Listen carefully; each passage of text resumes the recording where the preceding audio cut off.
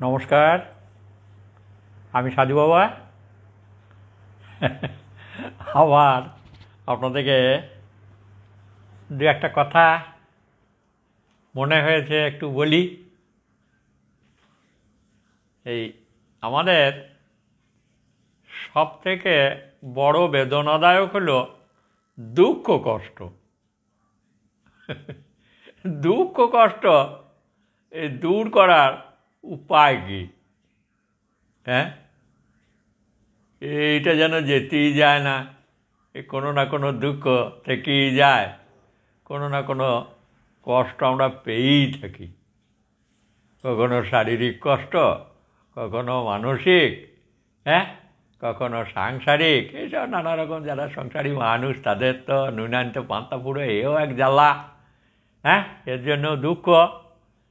হ্যাঁ, সবসময় এটা চাই ওটা চাই সেটা চাই, আর না দিতে পারলে না করতে পারলে বাবা মায়েদের দুঃখ কষ্ট শেষ নেই। তাহলে এই দুঃখ কষ্টকে অতিক্রম করতে তাহলে কী করি আমরা? না, আমরা সুখের আরাধনা করি, নাকি?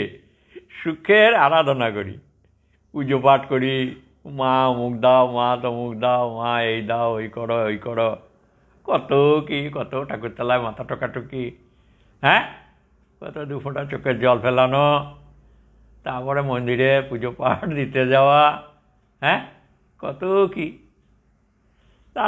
তারপরেও এই সাধু সন্ন্যাসী, দেশি, তারপরে জ্যোতিষী, এইসব তো কত জায়গা, হ্যাঁ না? কিন্তু কোনো জায়গাতেই কিছু হয় না, কোথাও হচ্ছে কোথাও হচ্ছে না। হ্যাঁ, নিয়ে হয় কি, একসময় বিরক্ত লেগে যায়। সাধু সন্ন্যাসী দেশি এদের দোষ নাই, বুঝলেন? আর মজার ব্যাপার হচ্ছে এইখানে যে তারা চেষ্টা করে, কিন্তু চেষ্টাটা মনে হয় সবসময় আন্তরিক হয় না। কেন না? তাদের আশীর্বাদগুলো তো নিশ্চয়ই কাজ করে, কিন্তু আন্তরিক হয় না। কেন না আন্তরিক হয় না? ওই ভক্তের ভক্তি আর বিশ্বাসটা প্রগাঢ় নয়। কিছু মনে করবেন না, কেননা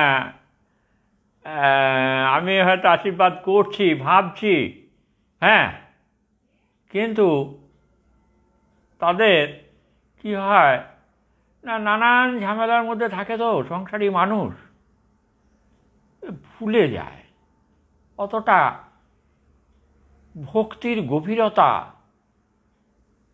কম, বিশ্বাসের জোর কম। সাধু বাবাকে 10টা টাকা দিয়ে এলাম কি 100টা টাকা দিয়ে এলাম, এভাবে নয়। আসলে যে প্রণাম করলাম, সাধু বাবা আমার এই হচ্ছে ওই হচ্ছে তাই হচ্ছে, না, এটা না। সব থেকে বড় জিনিস হচ্ছে তার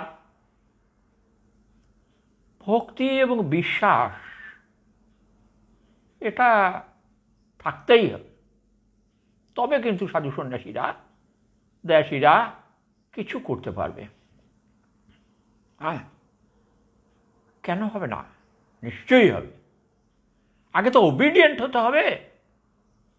আমি গেলাম ঠকাস করে একটা প্রণাম করলাম, আর 20টা টাকা তার কাবিতে নাহলে তার করলে ফেলে দিলাম, দিয়ে বললাম বাবা আমার এই হয়েছে আমি এই কারণে এলাম, না, হবে না, কিছুতেই হবে না।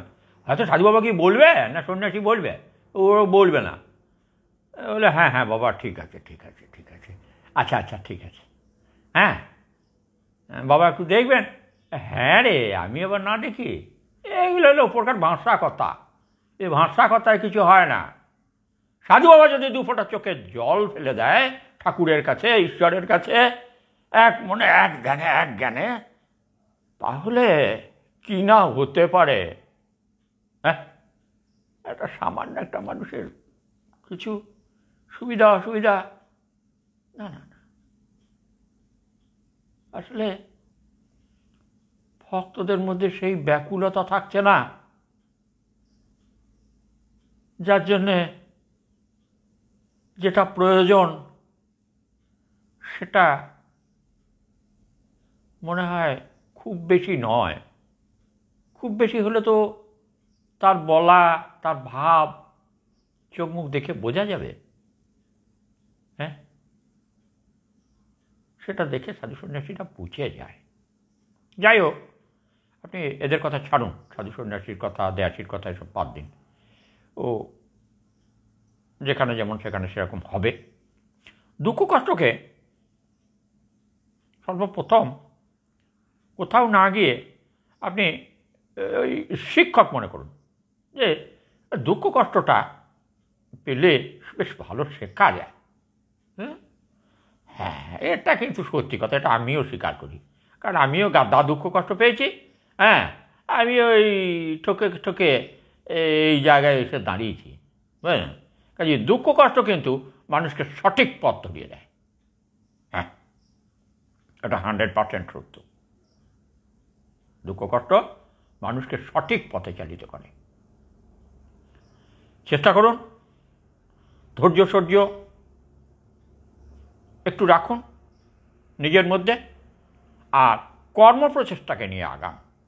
দেখবেন সেটা যেন আপনার যুক্তি এবং আপনার বিশ্বাসের মধ্যে থাকে।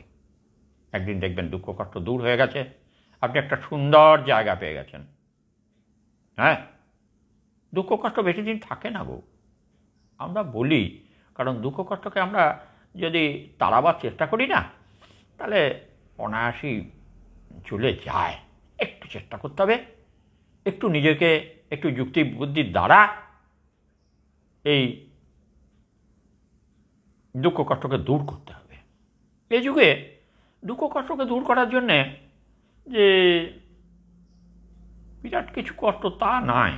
কেন না, মানসিক চিন্তা যে দুঃখ কষ্ট, সেগুলো তো জ্ঞানীগুণীদের কাছ থেকে একটা ভালো সান্ত্বনা পাওয়া যায় এবং তারাও একটা যুক্তি বুদ্ধি দিয়ে থাকেন, এক কথা।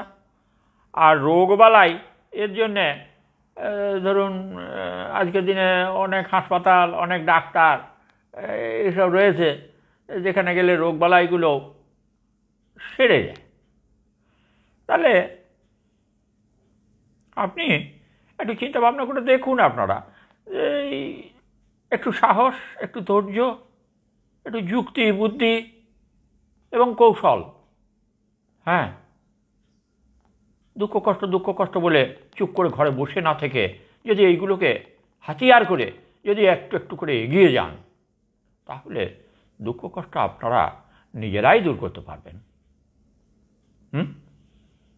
হ্যাঁ, এটা আমার দৃঢ় বিশ্বাস। আর আজকে আর বেশি কি বলবো, এটুকুই থাক। নমস্কার, ভালো থাক।